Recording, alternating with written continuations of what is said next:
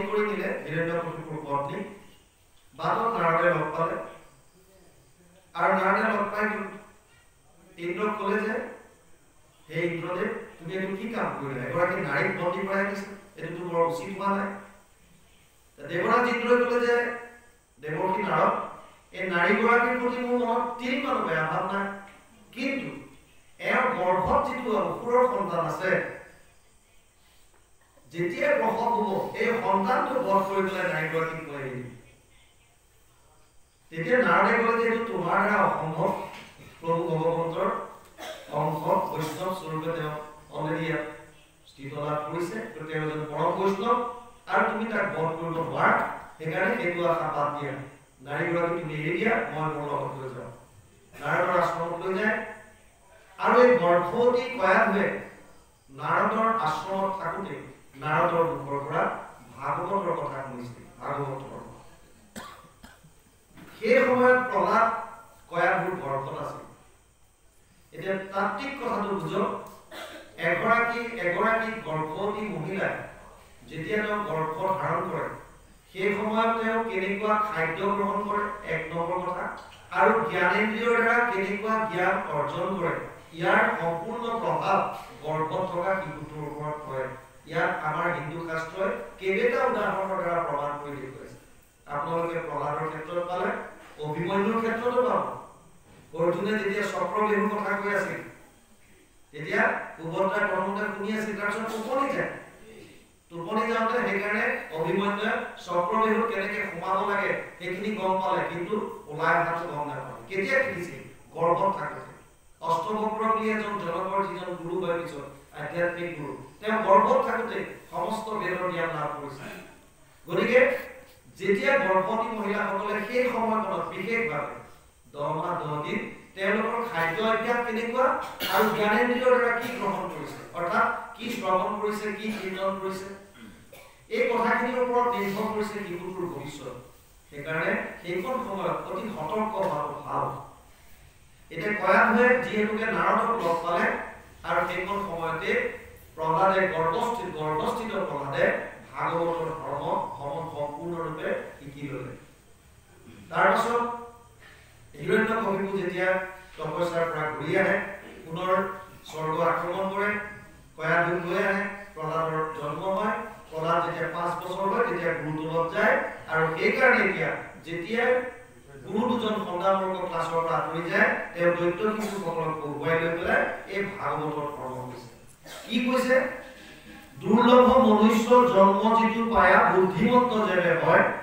কুমাৰ কালত ভূয়া একমত ভগৱতী আচৰণ প্ৰহ্লাদে দৈত্য শিশুসকলক কৈছে দুৰ্লভ মনুষ্য জন্ম প্ৰথম কথা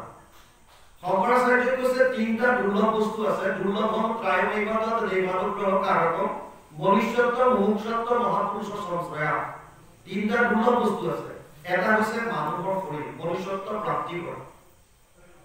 84 লাখ যোনি ভ্ৰমণ কৰাৰ পাছত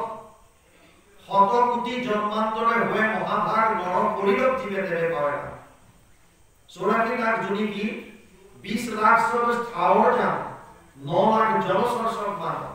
11 লাখ কুৰুম কবি গাৱে পক্ষীগণ 10 লাখ বতাৱে 30 लाख पशु जन उठाई 4 लाख बंदर को उठाई जब ये 84 लाख कट जावे तब कहो मानुष तन पावे 20 लाख गस गसनी प्रजाति आमी मानु होৱাৰ আগতে এই 20 লাখ প্ৰজাতি গস গসনি ভ্ৰমণ কৰিছো 9 লাখ জলচৰ প্ৰাণী প্ৰজাতি 11 লাখ কাছৰ পৰিস্থিত জাতীয় বগাই যোৱা প্ৰাণী প্ৰজাতি 10 লাখ চৰাই চিৰিকটি প্ৰজাতি 30 লাখ বিভিন্ন জন্তুৰ প্ৰজাতি 4 লাখ বাঁদৰৰ প্ৰজাতি সম্পূৰ্ণ 84 লাখ যোনি ভ্ৰমণ কৰাৰ পাছত শত কোটি জন্মান্তৰে হৈ মহাভাগ নৰ শৰীৰক জীৱে দেৱে পায় সেইকাৰণে দুৰ্লভ বুলি কৈছে আৰু আটাইতকৈ ডাঙৰ কথা মানুহৰ শৰীৰটোহে কেৱল ভক্তিৰ কাৰণে দিছে বাকি কিবা কৈছিল আমি এটা কথা জানিব বিচাৰিছো যে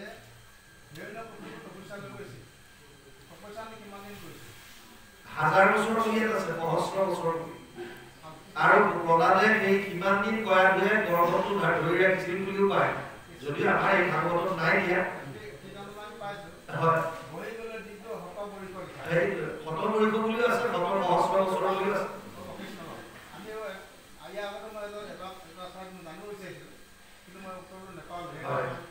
একো নাই শতপৰিখ বুলি ক'লো আৰু সহস্ৰ বছৰটো প্ৰহ্লাদক গৰ্ভ ধাৰণ কৰিছে বুলি আছে গতিকে 1000 বছৰ ধাৰণ কৰিবৰ কাৰণে 1000 বছৰ কম কৰিব লাগে যেতিয়া উই সকলোৱে গোটেই ধৰি ল'লে বুলি আছে এইটো আপুনি পাইছে দেৱতাসকলক তেওঁ আকৌ পৰাজয় কৰিলে তাৰপিছত প্ৰহ্লাদক জন্ম দিলে প্ৰহ্লাদ 5 বছৰ হ'ল তেতিয়া তালৈ গ'ল ইয়াৰ পিছত আমি পাইছো দুৰ্লভ মনুষ্যৰ কথা ক'লো যে 84 লাখ জনী ভ্ৰমণ কৰাৰ পাছত 100 কোটি জন্মান্তৰে হৈ মহাভাগ নৰ শৰীৰক জীৱে তেৰে পাইলা কিহৰ কাৰণে দুৰ্লভ বুলি কৈছে সেইটো বুজি লওক তিনি ধৰণৰ জুনি কথা কয় এটা হৈছে ঊৰ্ধ্ব মানে দেৱলোক আপটো ব্ৰহ্মালৈকে এটা হৈছে অৰ্ধজুনি কীট পতংগ পোক-পৰুৱা আৰু এটা হৈছে মধ্য মনুষ্য ঊৰ্ধ্ব আৰু অৰ্ধজুনি কেৱল ভোগৰ জুনি বুলি কোৱা হয় তেওঁলোকে প্ৰাৰব্ধ যিটো লৈ আহে সেইখিনি মাত্ৰ ভোগ কৰিব পাৰে প্ৰাৰব্ধ শেষ হ'লে পৰিত্যাগ কৰে পুণ্যৰ ফলত স্বৰ্গ পায় পাপৰ ফলত অৰ্ধজুনি পায় পুণ্য কেতিয়ালৈকে থাকিব তে তম ভুক্ত স্বৰ্গলোক বিশালম চীনে পুণ্য বৰ্তলোক বিশন্তি নৱমধ্যায় 21 নম্বৰ শ্লোকত কৈছে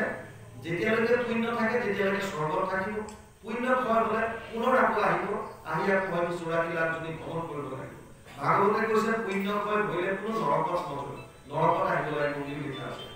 অৰ্ধজনীও তেওঁলোকৰ কেৱল পাপখিনি ক্ষয় কৰিবৰ কাৰণে আহে কেৱল মানুহৰ জুনি দিছে য'ত আমি ভক্তি কৰাৰ উপায়টো দিছে সেইকাৰণে ব্ৰহ্মাই ইচ্ছা কৰে আমি নামত গাওঁ ভাৰত বৰিষ্ঠ ধন্য কলি যুগ হৰি হৰি হৰি হৰিয়ে হৰি হৰি হৰি ব্ৰহ্মাৰ প্ৰাৰ্থনিক নৰতম ৰূপাম ব্ৰহ্মা কিয় ইচ্ছা কৰে কাৰণ আ ব্ৰহ্ম ভুৱনালোক পুনৰাবৰ্তিত অৰ্জুন মানু পেত্যতু কৌন্তেয় পুনৰ্জন্মনা বিদ্যতে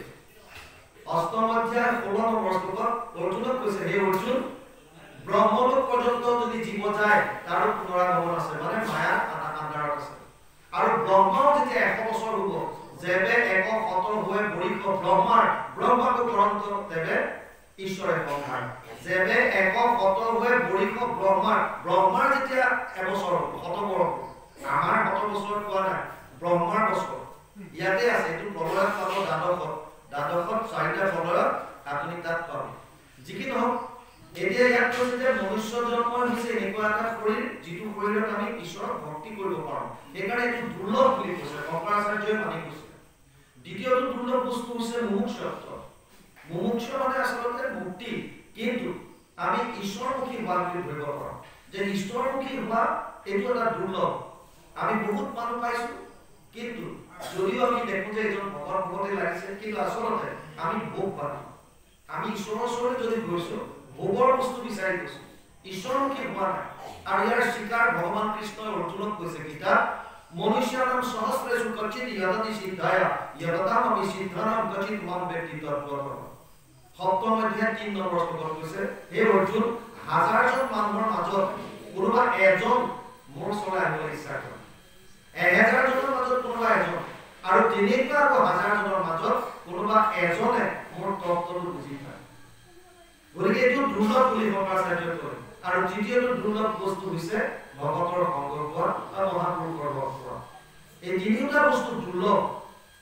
আৰু আমি ভাগ্যৱান যে আমি তেনেকুৱা দুৰ্লভ বস্তুটোৱে লাভ কৰিছোঁ এটলিষ্ট মনুষ্য শৰীৰ লাভ কৰি সেইকাৰণে ইয়াত কৈছে প্ৰহ্লাদে দুৰ্লভ মনুষ্য জন্ম যিটো পায়া বুদ্ধিমন্ত যেনে হয় যদি তেওঁ বুদ্ধিমান হয় তেতিয়া কুমাৰ কালত হিয়া একমত ভকতি কাজ কৰে কুমাৰ কালৰ পৰা ভক্তি আচৰণ কৰিব কৌমাৰ আচৰে প্ৰাজ্ঞ ধৰ্মান ভাগৱতানিক দুৰ্লভ মানুষ দেহ তত্ৰাপি ধ্ৰুৱম অৰ্থদম 701 সপ্তম স্কন্ধ ষষ্ঠ অধ্যায় প্ৰথম শ্লোকৰ অনুবাদ সপ্তম স্কন্ধ ষষ্ঠ অধ্যায় প্ৰথম শ্লোকৰ অনুবাদ তাত লিখিছে যে কুমাৰ কালৰ পৰা একাৰণে ভক্তি কৰিব লাগে কিয় কুমাৰ কালৰ পৰা কিয় কৰিব লাগে চাওক আমি বজাৰৰ পৰা যেতিয়া এটা ইলেক্ট্ৰনিক্স বস্তু আনো মোবাইল হওক ল্যাপটপ হওক মাইক্ৰোৱেভ হওক